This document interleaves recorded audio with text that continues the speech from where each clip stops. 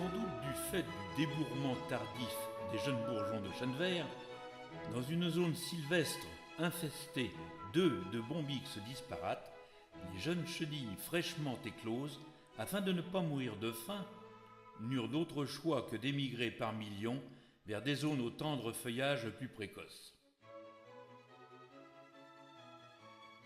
Afin de se laisser porter par le vent, les bestioles, à peine longues de 2 mm, sécrètent un fil de soie qui leur servira d'aéronef.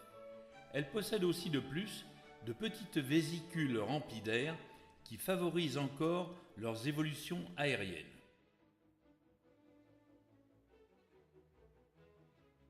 C'est ainsi qu'entraînées par une tramontane complice sur une longue distance, elles purent sans difficulté investir nos chênes verts, nos cerisiers et nos abricotiers à l'aube du mois de mai 2005. L'alerte ne fut donnée qu'à l'apparition de petits trous dans les feuilles de cerisier. Mais il était déjà trop tard. Sur un jeune cerisier, aux branches aisément accessibles, un traitement à base de D6J, nom commercial de la deltamétrine, vint aisément à bout des prédateurs encore au stade de larvaire primitif.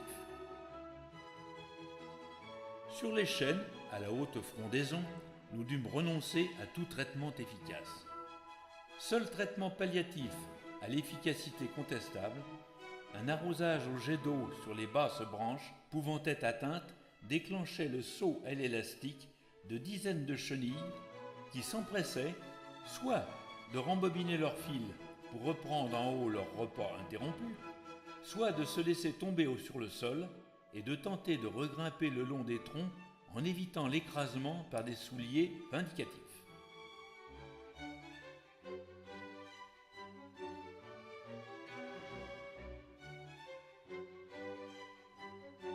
Traditionnellement, vers la fin du mois de mai, les chênes, qui sont, comme chacun le sait, un peu taquins, se plaisent à recouvrir allées et parterres d'un envahissant tapis de chatons brunâtres aux grandes dames des maîtresses de maison qui en retrouvent dans les habitations apportées par des époux peu soigneux. Ce phénomène récurrent occulta un certain temps la présence de petites boules, également de couleur marron foncé, qui, comme les chatons, produisaient à la moindre pluie ou arrosage des flaques d'un jus noir comme un expresso italien. Le pouvoir tinctorial de cette décoction s'avère extrême et seule une application d'hypochlorite de soude, Javel, redonnera au pavage sa couleur naturelle.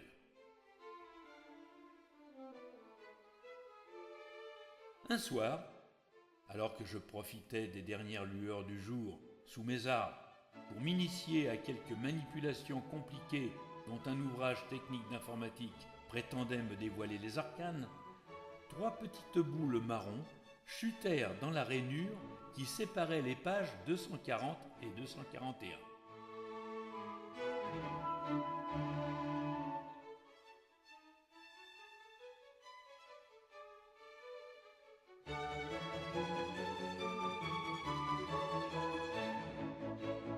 Délaissant provisoirement les secrets de l'encodage vidéo, mon regard de myope se focalisa sur l'une des petites boules qui me parut d'emblée susceptible d'un examen plus approfondi.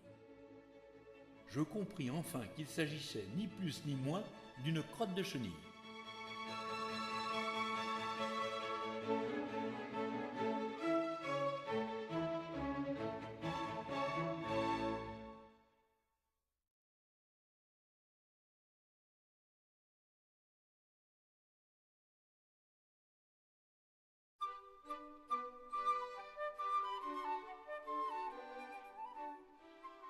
Ô scientifiques, mes sœurs et frères, comment pûtes-vous écarter du champ de votre habituelle curiosité l'étude de la petite merveille qui se trouvait maintenant sous ma binoculaire? Certes, je vous dois, à vous toutes et tous, de ne plus ignorer grand-chose sur les mœurs et la vie tumultueuse du Bombyx disparate. Mais je suis au regret de vous faire savoir que la finalité de ce lépidoptère vous a totalement échappé.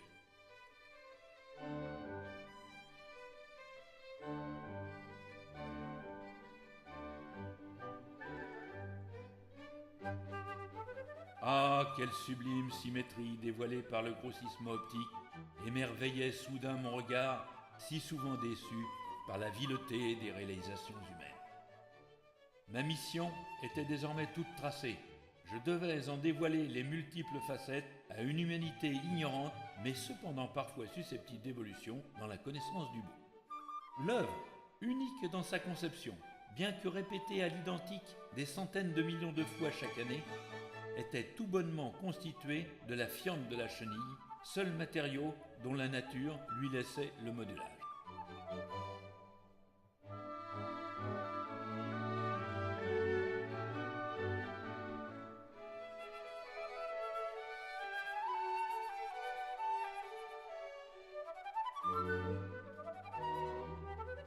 Point ici de ces déjections informes et souvent malodorantes que la plupart des êtres vivants parsèment sur leur passage.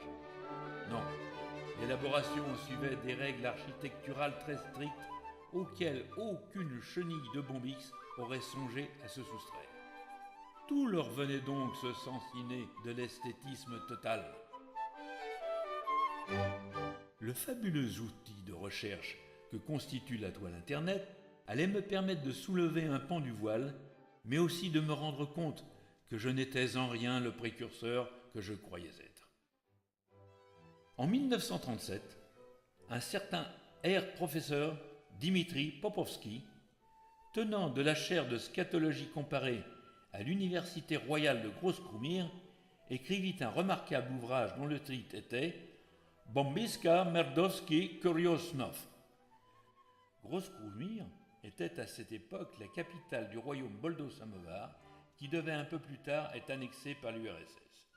L'ouvrage ne souleva à l'époque qu'un intérêt poli des collègues de Dimitri qui, il faut bien le dire, le jalousaient un peu. Et n'auraient été les recherches menées par un jeune thésard indien sur les civilisations extragalactiques, les curieuses théories du professeur continueraient à être ignorées de tous.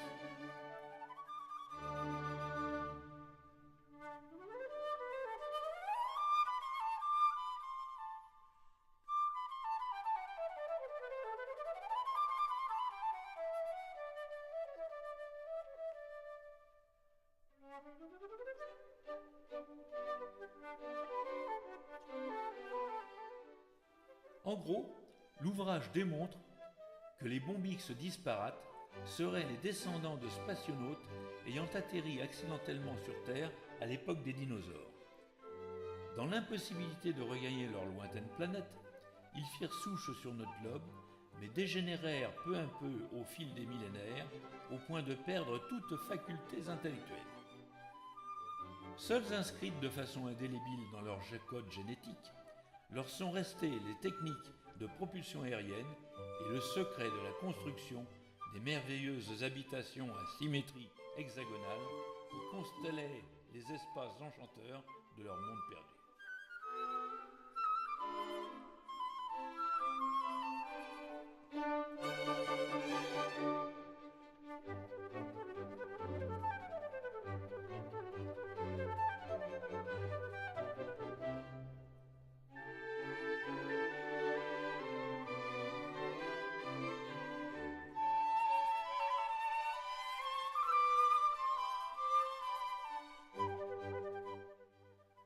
J'avoue avoir été personnellement extrêmement séduit par l'évidente vraisemblance de cette théorie.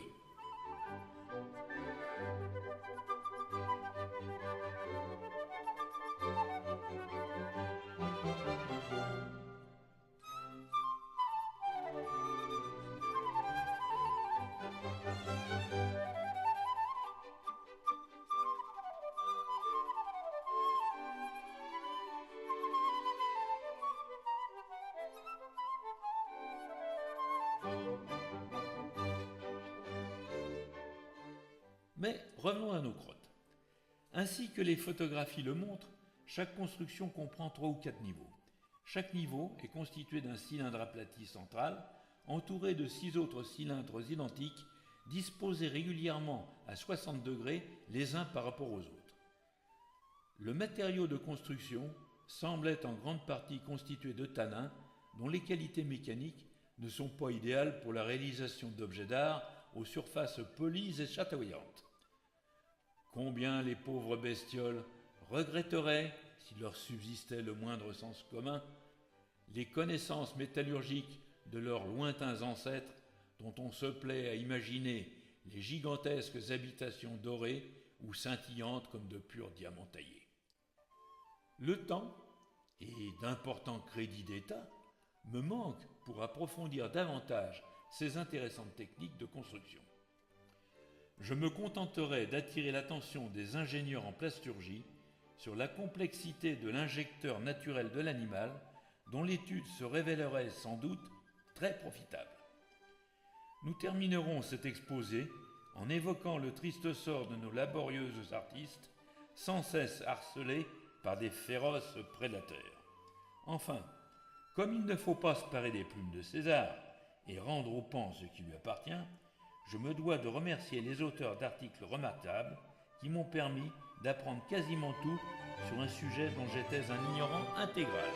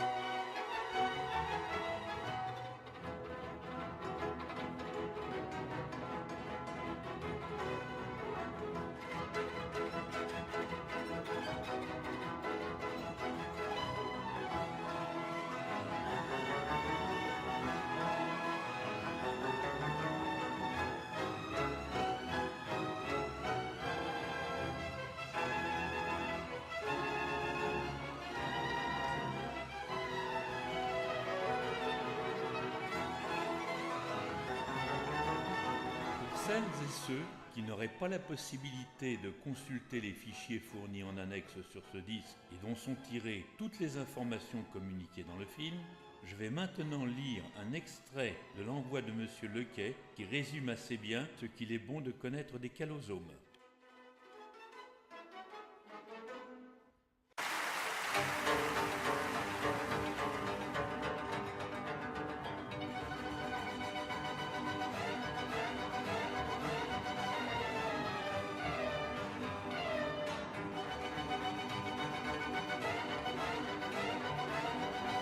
Callosoma sycophanta est considéré dans de nombreux pays comme l'un des principaux prédateurs de l'Hymantria. L'Hymantria, c'est le bombyx. Son activité est maximale durant les périodes de pullulation du défoliateur. L'action du calosome a été spectaculaire en Corse entre 1955 et 1975. Son intervention massive, 3 ou 4 ans après le début des gradations, mettait fin aux pullulations de l'Hymantria dispar.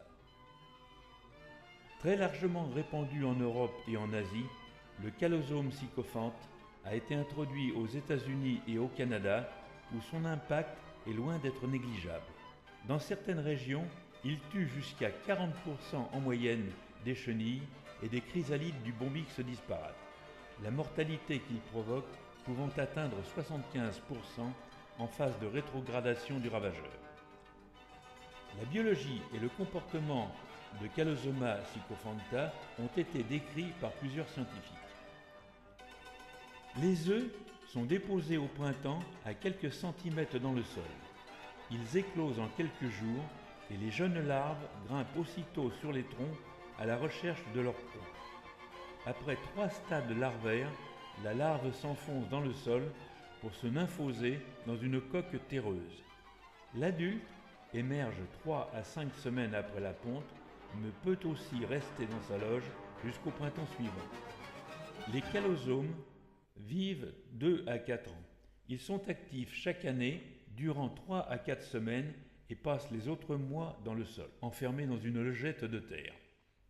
La 3e année, leur activité dure 2 mois, durant lesquels a lieu la reproduction. Les femelles, qui peuvent s'accoupler plusieurs fois, déposent une centaine d'œufs par an pendant 2 années consécutives. L'activité prédatrice des calosomes est considérable. Ils s'attaquent à de nombreux lépidoptères, mais manifestent souvent une préférence pour le bombyx disparate. Seuls carabes capables de grimper avec agilité le long des troncs, ils saisissent leur proie avec leurs mandibules, puis se laissent tomber à terre pour mieux la maîtriser. Ils remontent ensuite rapidement sur l'arbre pour procéder à une nouvelle capture. Parfois, ils ne consomment sa proie que partiellement. Chaque couple consomme 80 à 120 chenilles de l'Hymantria dispar en saison normale et entre 200 et 240 en période de reproduction. Les larves de stade 3 peuvent dévorer près de 40 chenilles et 13 chrysalides.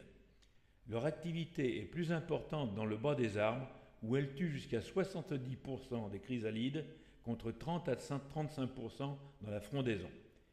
Les calosomes sont de bons voiliers. Leur dispersion comme leur capacité de reproduction augmente avec la densité des populations de leur proie. Lorsque celles-ci sont trop peu abondantes, certains adultes du calosome restent dans le sol et survivent ainsi 7 à 10 ans entre 2 périodes de pullulation de l'Hymantria dispar.